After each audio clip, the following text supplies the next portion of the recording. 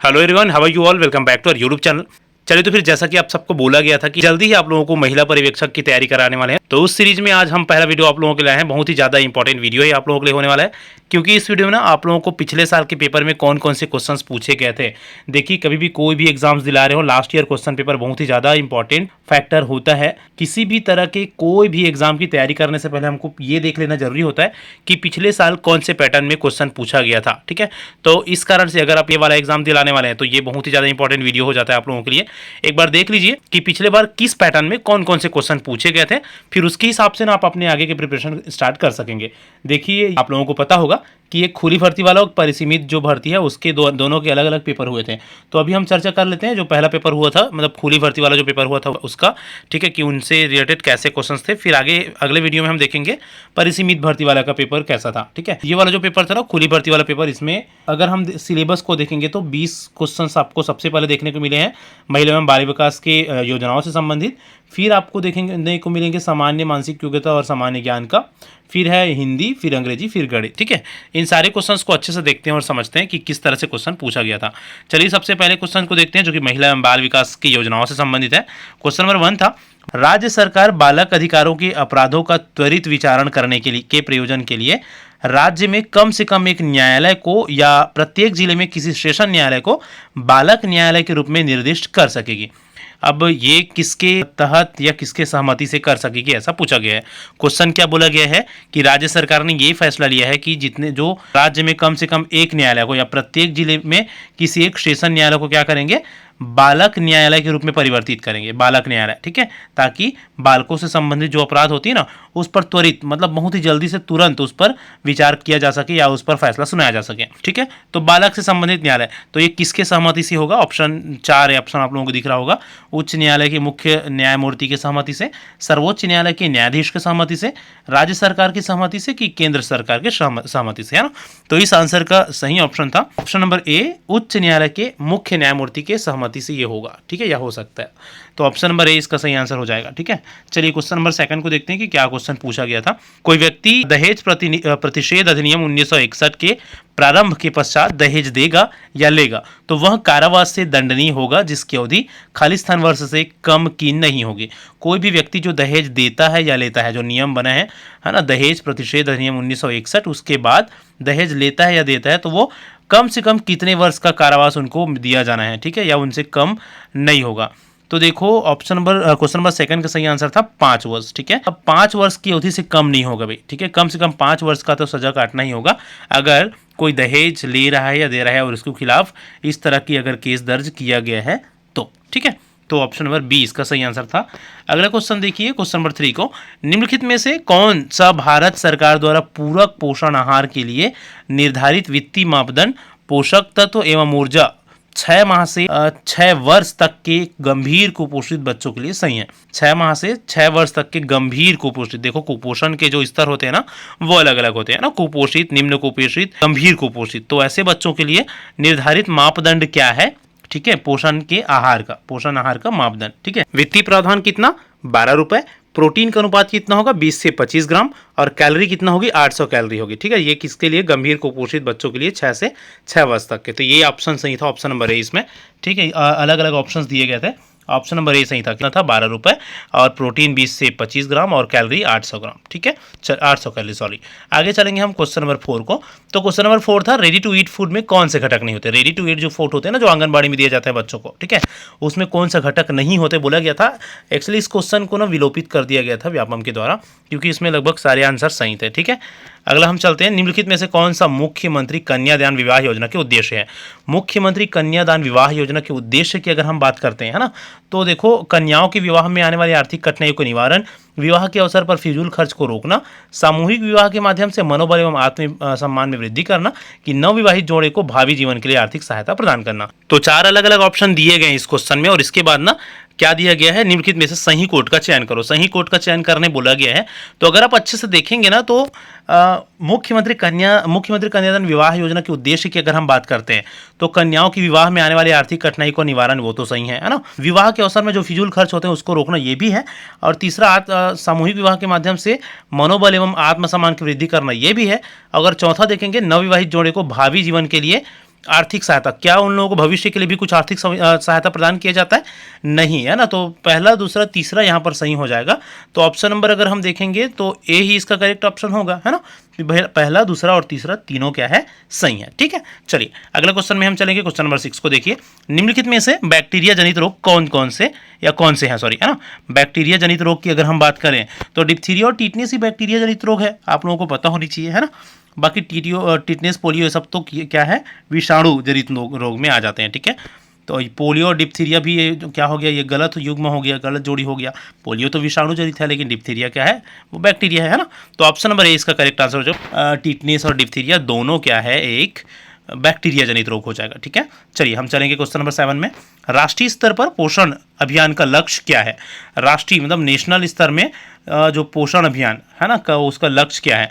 तो देखो, लक्ष्य की अगर हम बात करें, है ना, पोषण अभियान का, तो ऑप्शन नंबर 20 का सही आंसर था। बच्चों में कुपोषण को ना प्रतिवर्ष 2% तक कम, है ना, 2% तक करना, तथा बालिकाओं एवं महिलाओं में एनीमिया को प्रतिवर्ष 3% तक कम करना। ठीक है, मतलब बच्चों में 2% तक तथा महिलाओं में 3% पोषण का स्तर है उसको कम करना, ये उद्देश्य था किसका? राष्ट्रीय स्तर पर पोषण अभियान का लक्ष्य। ठीक है, याद रखिएगा इसको अच्छे से, 2% और 3% तक कमी करना था। चलिए अगला हम क्वेश्चन में चलेंगे। क्वेश्चन नंबर 8 को देखिए। किसी बच्चे के स्वास्थ्य स्तर को किन परिस्थितियों में गंभीर रूप से जोखिम भरा माना जाता है? किसी बच्चे के स्वास्थ्य स्तर को, कोई भी बच्चा है उनका स्वास्थ्य का स्तर है, तो ऐसा कौन सा परिस्थिति होगा कि उसको गंभीर और जोखिम भरा माना जाएगा? ठीक है, तो देखो, यदि जन्म के समय शिशु का वजन 2 किलोग्राम से कम हो, गंभीर जोखिम भरा बोला है ना। शिशु का वजन लगातार 3 माह से बढ़ नहीं रहा हो, शिशु के वजन में लगातार 2 महीने से कमी हो रही हो, कि उपरोक्त सभी। ठीक है, तो 8वां नंबर के क्वेश्चन में अगर हम देखें ना, तो गंभीर रूप से जोखिम कब मानेंगे? देखो, 2 किलो तक के बच्चे को तो माना जाता है कि ठीक है, ज़्यादा जोखिम नहीं है। ठीक है, लेकिन 2 किलो से अगर कम है ना शिशु का जन्म के समय, तो उसको क्या माना जाता है? थोड़ा सा सीरियस कंडीशन माना जाता है। ठीक है, तो ये तो आ जाएगा। शिशु का वजन लगातार 3 माह से बढ़ नहीं रहा है, अगर, है ना, बच्चा का जन्म होता है और अगर तो लगातार 3 माह हो गया लेकिन वजन ज़्यादा बढ़ नहीं रहा है, तो वो भी गंभीर हो जाएगा।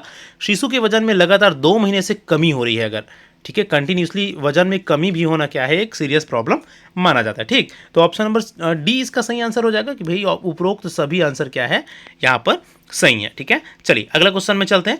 वर्ष त्योहार के अनुसार नीचे दी गई तालिका में वर्ष और कुपोषण के प्रतिशत का सही मिलान करें। देखिए, कुपोषण से संबंधित जो टॉपिक्स है बहुत अच्छे से पढ़ लेंगे अभी, है ना, आप लोगों को आगे बताएंगे। ठीक है, बाकी इसके क्वेश्चन क्या पूछा गया था? कुपोषण के प्रतिशत का सही मिलान करो बोला गया है ना। तो कुपोषण के प्रतिशत के अगर सही मिलान हम देखेंगे तो 15-16 में 30 है, 16-17 में 23 है ना। ऑप्शन का सही आंसर लिया गया था ऑप्शन नंबर बी को। ठीक है, पहला का डी, दूसरा का ए सी बी, DACB, है ना। तो पहला का हो गया डी ये वाला, दूसरा का हो गया ए, फिर ये सी, फिर बी। ठीक है, मतलब 15-16 में 29.87% क्या था? कुपोषण का स्तर था। ठीक, फिर क्या हुआ? 16-17 में क्या हुआ? 30%, मतलब थोड़ा सा बढ़ गया। ठीक है, उसके बाद 17-18 में हुआ 26%, थोड़ा सा कम हुआ, और 18-19 में 20%, मतलब ये सबसे ज़्यादा कम हुआ। ठीक है, तो यहाँ पर आप देख पाएंगे कि 15-16 में 29 था, लेकिन 16-17 में थोड़ा सा बढ़ा, फिर कम हुआ, फिर सबसे कम हुआ हो गया। ठीक, तो इस तरह के क्वेश्चन, ऐसे क्वेश्चंस को ना थोड़ा सा आप ना सेंसफुली भी सॉल्व कर सकते हैं, थोड़ा सा दिमाग लगाकर। वो कैसे? देखो भाई, समय के साथ पोषण का स्तर कम तो होगा, ये तो लगभग श्योर सी बात है। अगर आप थोड़ा सा दिमाग लगाकर इसको सोचते हैं ना, तो समय के साथ क्या होगा? कुपोषण का स्तर कम ही होगा। तो अभी 18-19 में सबसे कम होनी चाहिए, ये इतना तो थोड़ा सा सेंस लगाया जा सकता है। तो ये जाना जा सकता है कि चौथा का ऑप्शन क्या होगा? बी होगा। ठीक है, तो चौथा के ऑप्शन बी अगर हम देखेंगे तो दूसरा और बी और सी, ये तीनों में बी था, तो हम पहला और तीसरा को एलिमिनेट कर सकते थे, है ना। तो दूसरा और तीसरा में आ जाते। उसके बाद एक और देख सकते थे आप, 17-18 में थोड़ा सा इनसे और ज़्यादा, मतलब 23 से आगे क्या है? 26 है। तो मतलब तीसरा में क्या है? तीसरा में सी है ना। तो ये वाला आप लगा सकते थे। तो ऐसे क्वेश्चंस को ना, कई क्वेश्चंस ऐसे होते हैं जो थोड़ा सा लॉजिक बेस पर आप उसको सही आंसर लगा सकते हो। ठीक, चलो अगला क्वेश्चन को देखते हैं। क्वेश्चन नंबर 10 को देखिए। 5 वर्ष तक के कुपोषण से ग्रसित बच्चों का प्रतिशत राज्य में एवं भारत में निम्नानुसार है। ठीक है, 5 वर्ष तक के बच्चों में ग्रसित, 5 वर्ष में कुपोषण से ग्रसित बच्चों में, ठीक है, उम्र के अनुसार वजन, तो कहाँ कहाँ क्या है? ठीक है, मतलब भारत में कैसा है? तो देखो 10वां क्वेश्चन का सही आंसर था ऑप्शन नंबर सी। इस राज्य में 37% तथा भारत में 35.7%। इस राज्य में मतलब क्या समझ रहे हो, छत्तीसगढ़ में, ठीक है। कहने का मतलब ये पूछा गया था छत्तीसगढ़ में और भारत में इसका अनुपात क्या है, किसका, कुपोषण से ग्रसित बच्चों का, ठीक है।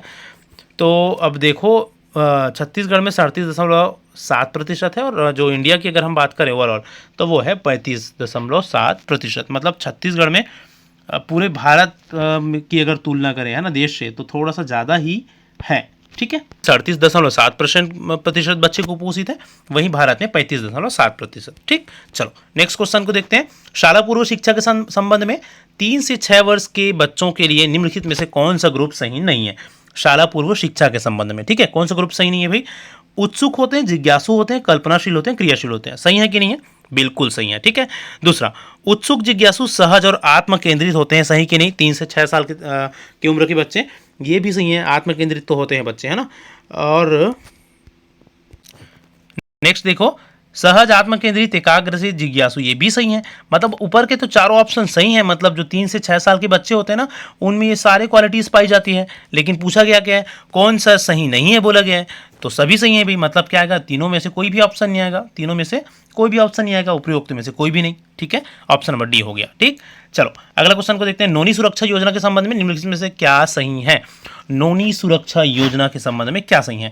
तो यह जो योजना है 1 अप्रैल 2014 से प्रारंभ की गई थी और यही सत्य है। ये तो मतलब सही है ना, मतलब पहला वाला क्या हो गया, सही हो गया। इसलिए कूट वाला प्रश्न है, वैसे आप लोगों को बता दूं, ठीक है। तो पहला तो सही है भाई कि जो नोनी सुरक्षा योजना था ना, उसको कब चालू किया गया था, उसको चालू किया गया था 1 अप्रैल 2014 को। और यह योजना 1 जनवरी बोला गया है, तो ये जनवरी गलत हो गया यहाँ पर, है ना, सेकंड गलत हो गया, पहला सही है। दूसरा देखिए, इस योजना के तहत 18 वर्ष तक लड़की का विवाह न होने पर एवं 12वीं तक की शिक्षा पूर्ण करने पर रुपए 1 लाख परिपक्वता राशि के रूप में दिया जाता है। ये भी सही है, ठीक। नोनी सुरक्षा जो योजना है ना, उसमें 18 वर्ष तक अगर लड़की का विवाह ना हुआ हो तो उस कंडीशन में ना, अगर लड़की विवाह कर दी 18 से पहले तक तो नहीं मिलेगा भाई। अगर विवाह नहीं हुआ है तो 12वीं तक की, अच्छा हाँ, 12वीं तक की पढ़ाई भी की है तो 2 कंडीशन है ना। 1 लाख तक क्या मिलता है, परिपक्वता राशि या मैच्योरिटी दिया जाता है, ठीक। तो ये भी सही हो गया, पहला सही, तीसरा सही। अगला देखिए, इस योजना के तहत जनवरी 2021 तक 56,558 हितग्राहियों को पंजीकृत किया गया। देखो ये इस तरह के जो डेटा वाले जो ऑप्शन दे देते हैं ना, उसके सही होने की संभावना ज़्यादा होती है, मैं बता दूं, ठीक है। क्योंकि ऐसे एग्जैक्ट डेटा, ऐसी अनुमान की बेस पर या गलत क्वेश्चन में ऐसी इस तरह के डेटा नहीं दिया जाता ज़्यादातर, ठीक। तो ऐसा डेटा अगर दिया गया है किसी ऑप्शन में, किसी क्वेश्चन में, तो उसको सही माना करो, ज़्यादातर संभावना तो सही होने का, ठीक। तो देखो यहाँ पर कौन कौन सा सही हो गया, पहला सही हो गया, तीसरा सही हो गया और चौथा सही हो गया, दूसरा गलत है ना। तो ऑप्शन नंबर ए इसका करेक्ट आंसर हो जाएगा, ठीक है। चलिए नेक्स्ट क्वेश्चन में चलते हैं। क्वेश्चन नंबर 13 को देखिए। निम्नलिखित में से कौन सी बीमारी इंसेक्ट वेक्टर के द्वारा संचालित होती है। इंसेक्ट वेक्टर, है ना।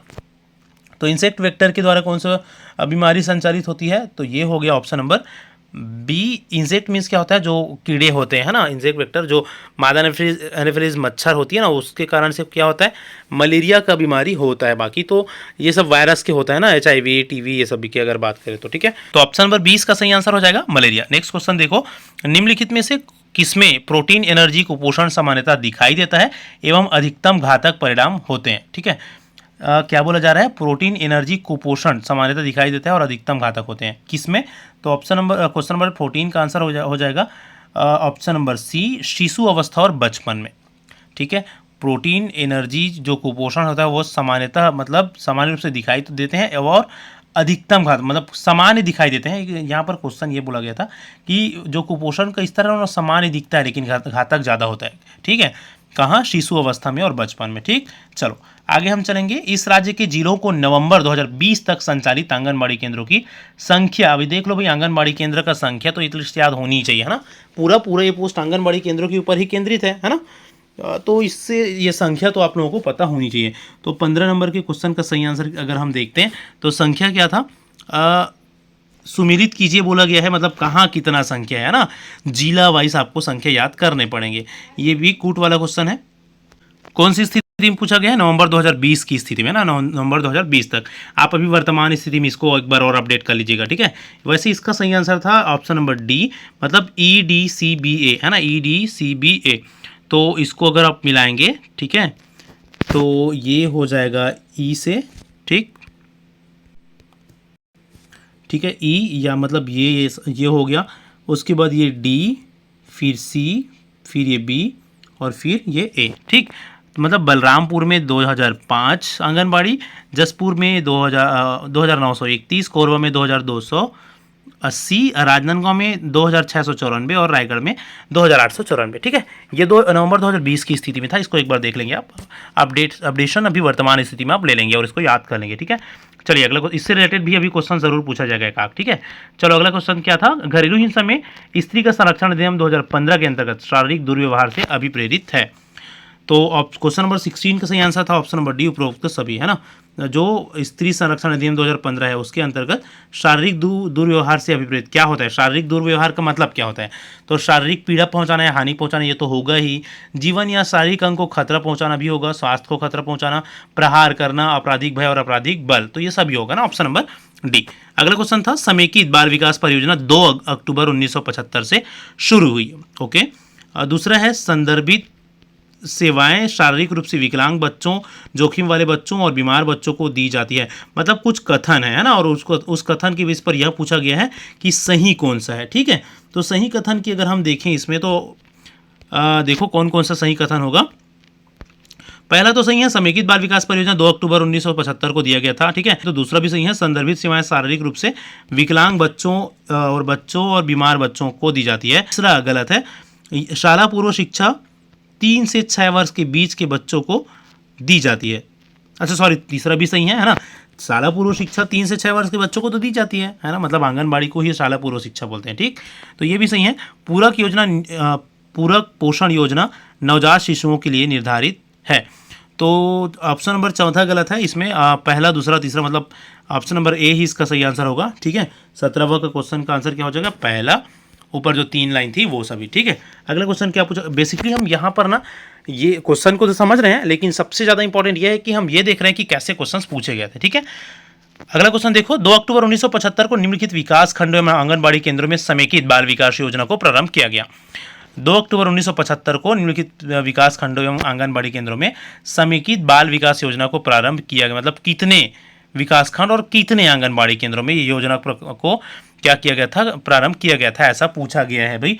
तो 33 विकासखंड और 4891 आंगनबाड़ी केंद्रों में ना इसको चालू किया गया था, किसको, समेकित बाल विकास योजना को, ठीक है। कितने में, 33 विकासखंड और 4891 आंगनबाड़ी केंद्रों में, ठीक है। चलिए अगला हम चलेंगे क्वेश्चन नंबर 19 को देखिए, भारत की जनगणना 2011 के लिए निम्नलिखित कथनों पर विचार कीजिए। भारत का जो जनगणना हुआ था ना 2011 में, उनके बेस पर जो कथन है उस पर विचार करो भाई। चलो विचार करते हैं। भारत की जनसंख्या 121 करोड़ थी, ठीक है। भारत की जनसंख्या क्या थी, 121 करोड़ थी उस समय में जब जनगणना हुआ था, तो वो तो सही है ना। अगला देखो, अगला है,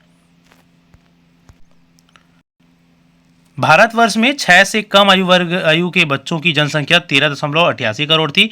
इस राज्य की जनसंख्या 2.56 करोड़ थी और इस राज्य में 6 से कम आयु के बच्चों की संख्या 35.84 लाख था, है ना। तो इन तीनों में ना पहला, तीसरा और चौथा, ये ऑप्शन नंबर सी सही था, ठीक है, व्यापम के अकॉर्डिंग।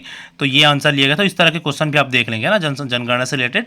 निम्नलिखित में से कौन सा पोषक तत्व नहीं है। अब पोषक तत्व कौन सा नहीं है बोला गया है, तो विटामिन तो पोषक तत्व है भाई, है ना। फाइबर पोषक तत्व है क्या, बताओ। तत्व की अगर हम बात करें, विटामिन, प्रोटीन, खनिज लवण, है ना, वसा, पानी, ये सब तो पोषक तत्व है। फाइबर या जो रेशा है ना वो पोषक तत्व नहीं है, ठीक है। तो ऑप्शन नंबर सी इसका सही आंसर हो जाएगा कि फाइबर कोई पोषक तत्व नहीं है, ठीक। अगला क्वेश्चन देखो, अब इस तरह से 20 क्वेश्चन क्या था, महिला जो योजनाएं हैं, है ना, या उसके ऊपर था।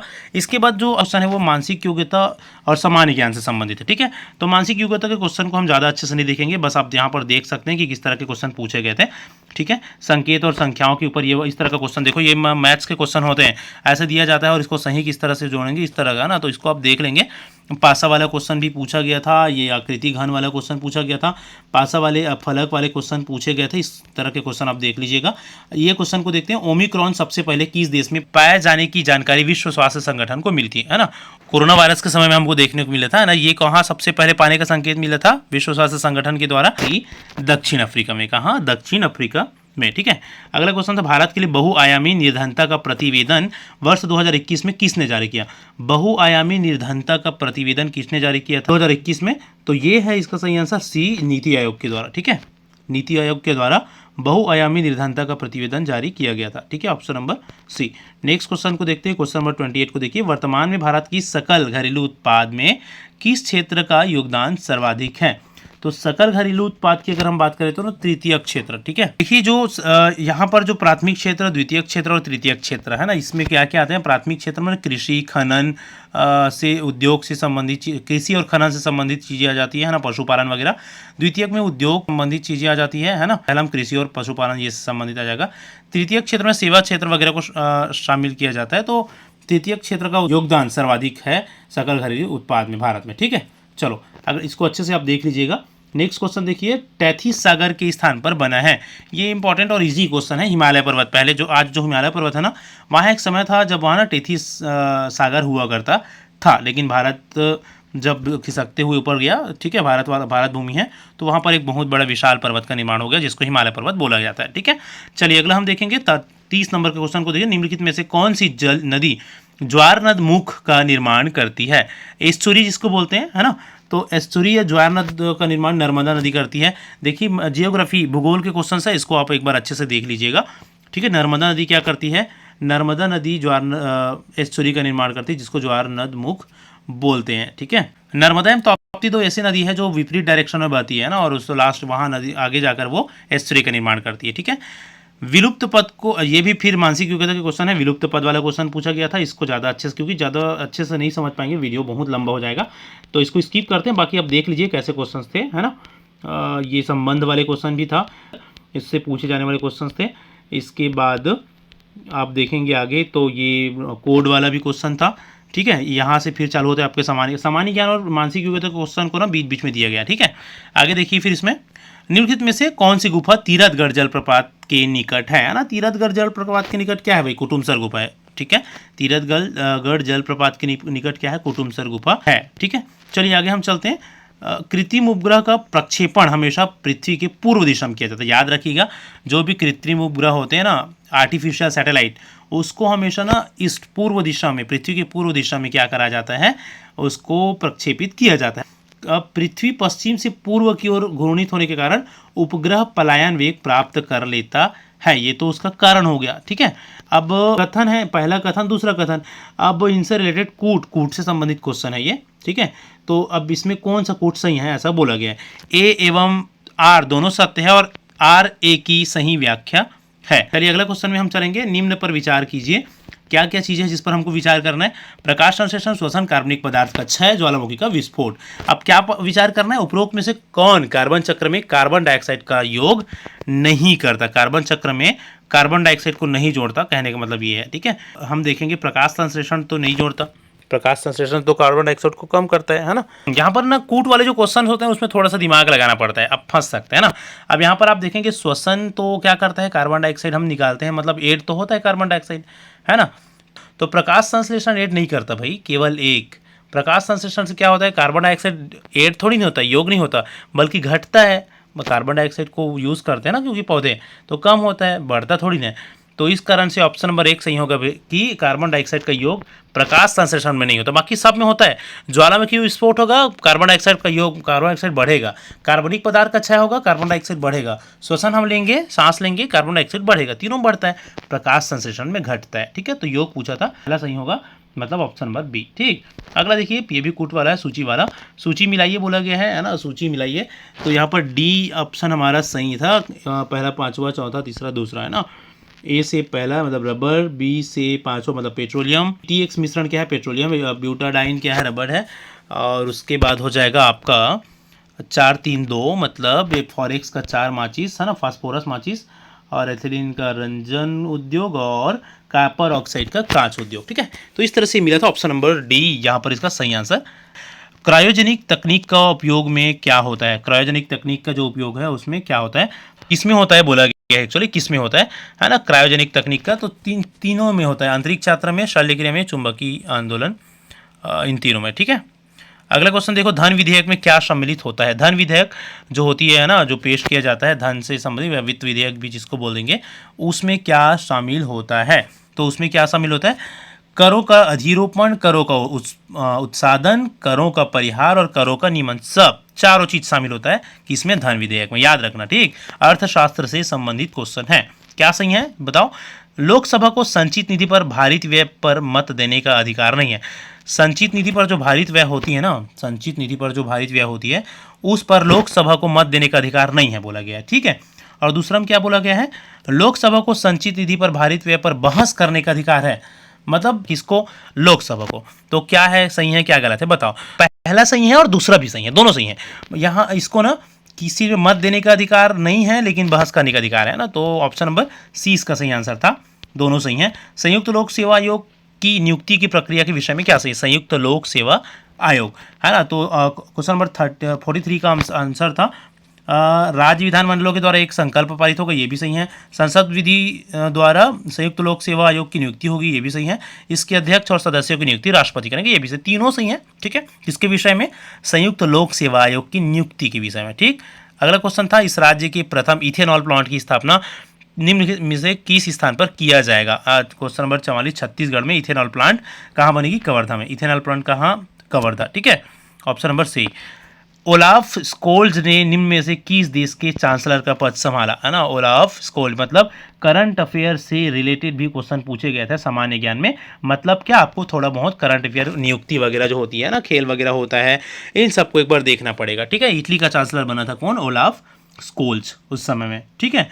अगला क्वेश्चन था किसी अब फिर से रीजनिंग के क्वेश्चन यहाँ पर दिए गए हैं, ठीक है। क्वेश्चन क्या है कि सांकेतिक भाषा वाला है, कोड वाला क्वेश्चन यहाँ पर दिया गया है 46 में, या आकृति वाले आ गए, विलुप्त पद वाले क्वेश्चन आ गए यहाँ पर, ठीक है। ऐसे क्वेश्चन आएंगे रीजनिंग के, इसको आप देख लीजिएगा। 51 नंबर के क्वेश्चन में अब हम चलते हैं। इस राज्य को प्राप्त 2021 में राष्ट्रीय पुरस्कार, वही मैं बोल रहा था, क्या है आपको करंट अफेयर है ना, राष्ट्रीय पुरस्कार वगैरह क्या किसको मिला, कौन क्या बना, छत्तीसगढ़ के भी और यहाँ के भी, भारत के भी, इसको देखना पड़ेगा। तो क्या बोला गया, राष्ट्रीय पुरस्कारों की संख्या और उनकी योजना तथा अभियान से सुमेलित कीजिए।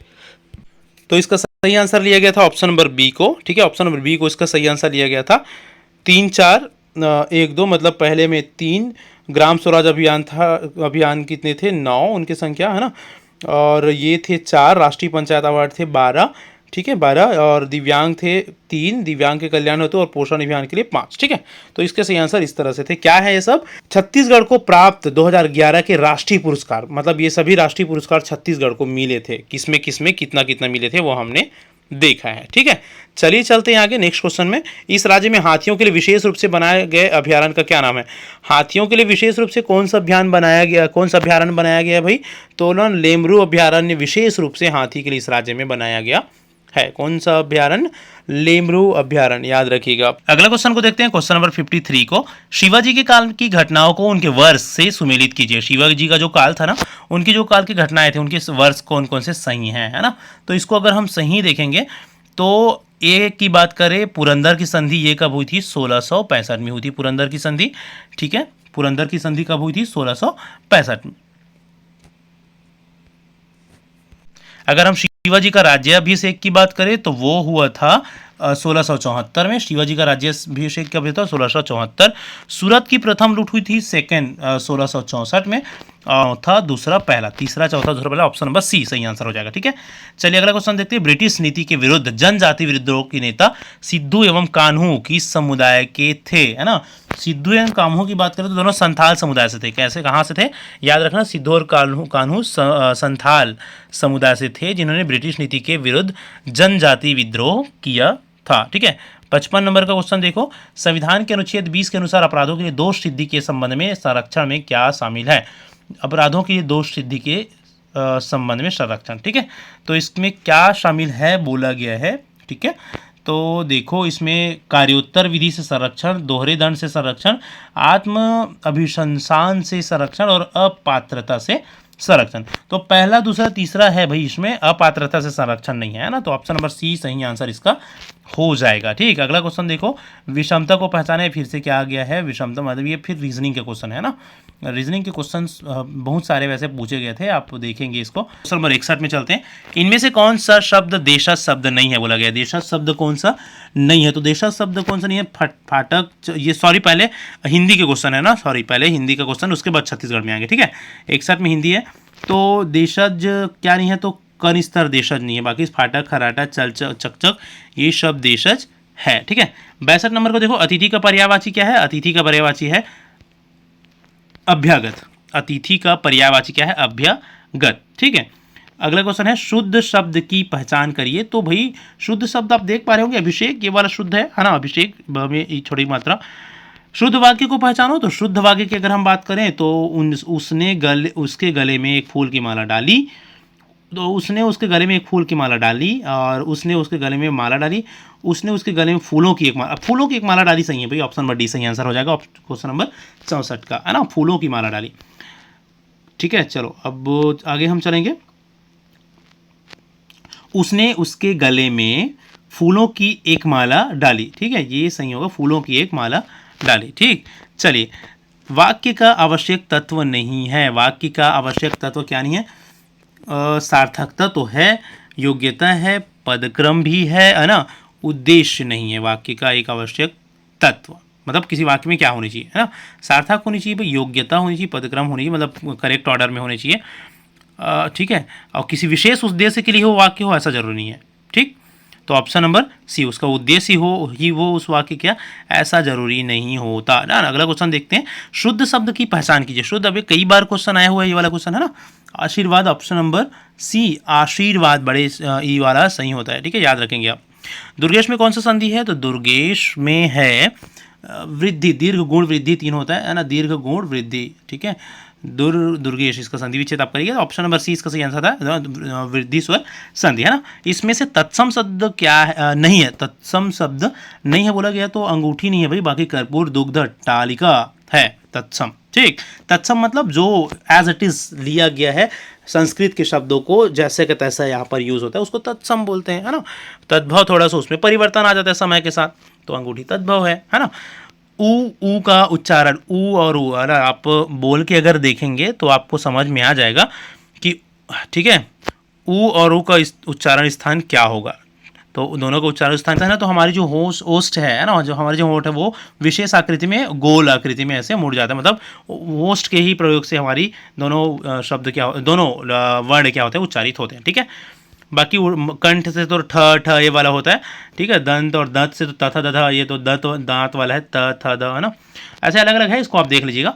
नवरात्र में कौन सा समास है, तो नवरात्र जब भी संख्या वाली बात आती है ना, याद रखना, आंख बंद करके द्विगु लगा देना, जब भी संख्या वाली है, नौ, त्रिरत्न, इस तरह के शब्द भी आते हैं तो द्विगु समास होता है। ठीक है, चलो अब चलते हैं छत्तीसगढ़ में, छत्तीसगढ़ की जनरल नॉलेज में। ठीक है, छत्तीसगढ़ भाषा की लोक गाथा फूलबासन में किसकी कथा है, छत्तीसगढ़ की जो लोक कथा है ना फूलबासन, उसमें किसकी कथा है बोला गया है, तो भाई किसकी कथा है, अगर आप पढ़े होंगे तो सीता और लक्ष्मण की कथा है ना, फूलबासन में किसकी कथा है, माता सीता और लक्ष्मण की कथा है, किसमें, फूलबासन में। ठीक, चलिए आगे देखेंगे हम 72 नंबर का क्वेश्चन देखो, सी को छत्तीसगढ़ी शब्द खास का हिंदी अनुवाद है, खास, है ना, खास का हिंदी अनुवाद क्या है भाई, सी विशिष्ट, क्या है, विशिष्ट, खास। हिंदी शब्द संयोजक का छत्तीसगढ़ी में अनुवाद होगा, संयोजक को छत्तीसगढ़ी में क्या बोलते हैं, झोकैया, जोरैया, जोरैया ही बोलेंगे, है ना। 73 मतलब संयोजन का मतलब जोड़ने वाला, जोरैया। ठीक है, ऑप्शन नंबर बी। नेक्स्ट है छत्तीसगढ़ का प्रारंभिक लिखित रूप कब से माना जाता है, छत्तीसगढ़ का प्रारंभिक लिखित रूप की अगर हम बात करते हैं ना, तो 1703 से माना जाता है। कब से माना जाता है, 1703 से माना जाता है ना। अगला क्वेश्चन देखो, पश्चिमी छत्तीसगढ़ी किससे प्रभावित है, पश्चिमी छत्तीसगढ़ी किससे प्रभावित है, बुंदेली और मराठी से, बुंदेली और मराठी से पश्चिमी छत्तीसगढ़ी प्रभावित है। ठीक है, चलिए अगला क्वेश्चन में हम चलते हैं, क्वेश्चन नंबर 76 में।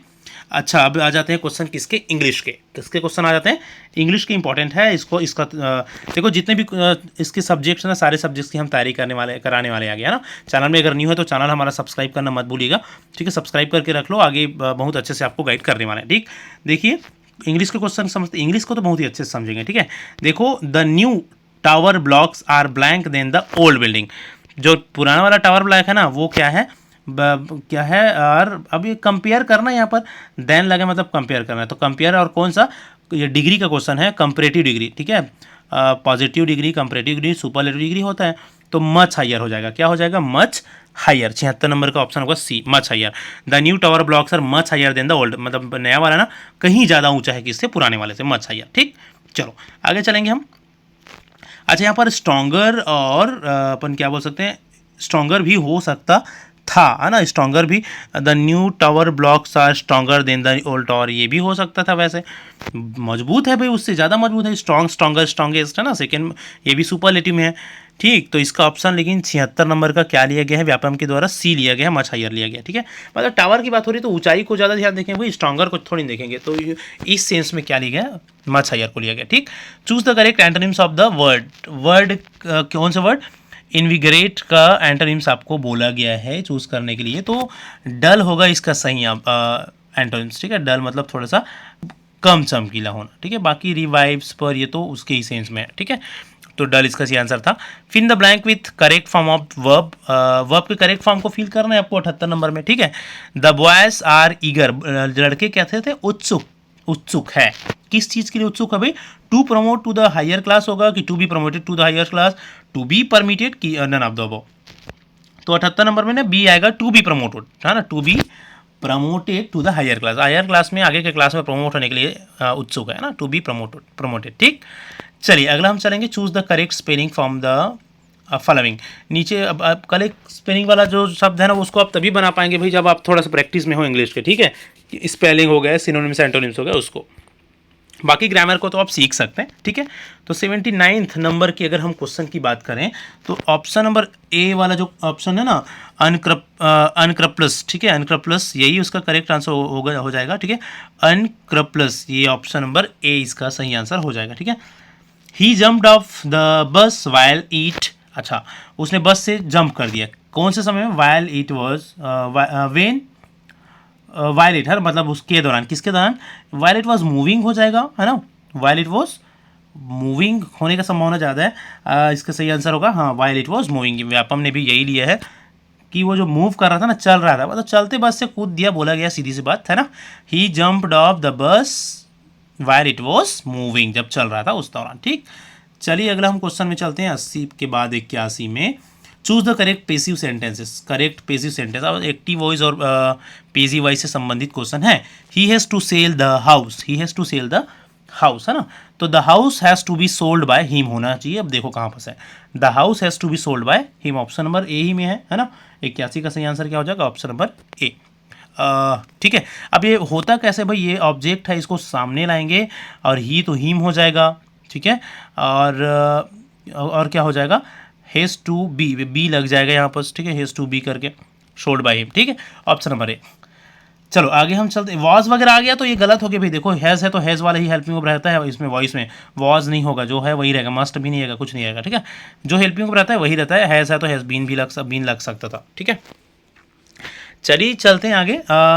These people blank houses were destroyed in the earthquake need our help, ये जो लोग हैं, है ना, जिन लोगों का घर डिस्ट्रॉय हो गया, तो दिस पीपल हुज हाउस, जिसका घर बर्बाद हो गया है, किसमें, अर्थक्वेक, भूकंप में, उसको हमारी जरूरत है, तो ऑप्शन नंबर 20 का सही आंसर हो जाएगा 82 का। ये लोग, वे लोग, ये जिनके घर, हुज, ठीक है, विच तो नॉन लिविंग थिंग के लिए यूज होता है, हुम मतलब होता है जिसे, हुम मीन्स होता है जो।